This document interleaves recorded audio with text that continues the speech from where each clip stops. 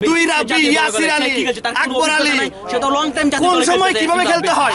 common sense নাই তাদের common sense নাই আসলে কিছু বলার নাই হতাশ আমরা মানে এই যে বর্তমানে আমাদের দেশের যে একটা ভাইরাল ডায়লগ যেটা চুদলিং পং করে দিল আমাদের এক কথায়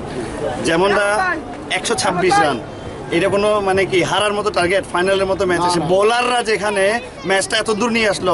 ব্যাটসম্যানরা কি ফলাইছে এখানে আমরা কেন আসছি এতগুলো হাজার হাজার প্রবাসী বাঙালি এখানে আসছি আমরা কি জন্য আসছি আমরা বাংলাদেশ রাব্বি দুই রাব্বি ইয়াসির আলী আকবর আলী সেটা লং টাইম কোন সময় কিভাবে খেলতে হয় কমন সেন্স নাই তাদের কমন সেন্স নাই সবচেয়ে বড় কথা যখন দুই একজন বোলার ম্যাচ নিয়ে আসলো হারা ম্যাচ সুপার ওভারে নিয়ে গেল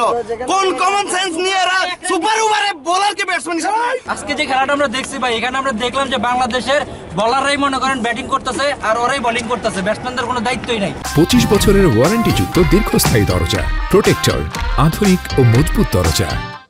এক বলে দুই রান লইতে পারে আর ইচ্ছা করে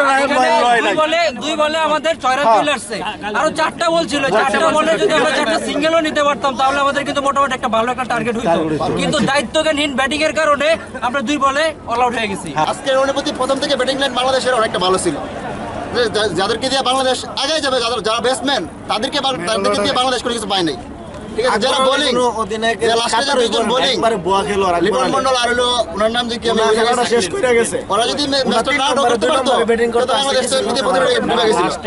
তাছাড়া আবার বাংলাদেশের বোলিং লাইন প্রথম থেকে ভালো ছিল কিন্তু এটা দুঃখের বিষয় আমাদের সবসময় আমাদের ব্যাটিং লাইন সবসময় আমাদের ন্যাশনাল টিম বলেন এ টিম বলেন যে কোনো দলই বলেন আমাদের ব্যাটিং লাইন অনেক খারাপ আসলে আমরা অনেক দূর থেকে আসছি তো খেলা দেখার জন্য আর আসলে বিশ্বকাপ খেলার মতোই আমরা অনুভূতি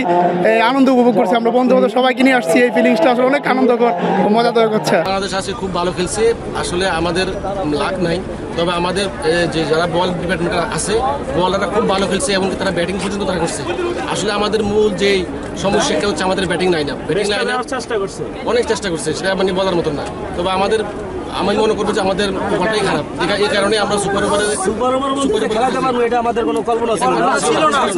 ধন্যবাদ ডিবিসি নিউজকে কাতারা আমাদের এরকম একটা নিউজ করার জন্য প্রথমত ধন্যবাদ বাংলাদেশ টিমকে এবং ধন্যবাদ সকল দর্শকদের আমরা 95 রানে বাংলাদেশ থেকে কিন্তু হারিয়ে গেছিলাম কিন্তু আমাদের বোলিং আমাদেরকে অনেক দূর নিয়ে গেছে তারপর সুপার ওভার যখন নিয়ে যা ইনশাল্লাহ আমরা অনেক ভালো খেলছি তবে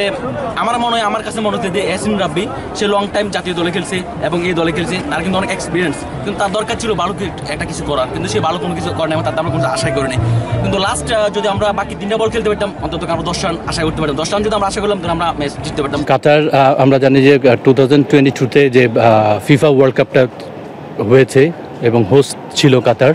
এবং এখনও মনে হয় আপনার ফিফা 16 আন্ডার 16 ওয়ার্ল্ড কাপ হচ্ছে এবং আমার মনে হয় কাতার খুব স্পোর্টসটাকে খুব প্রাধান্য দিচ্ছে it's a very good sign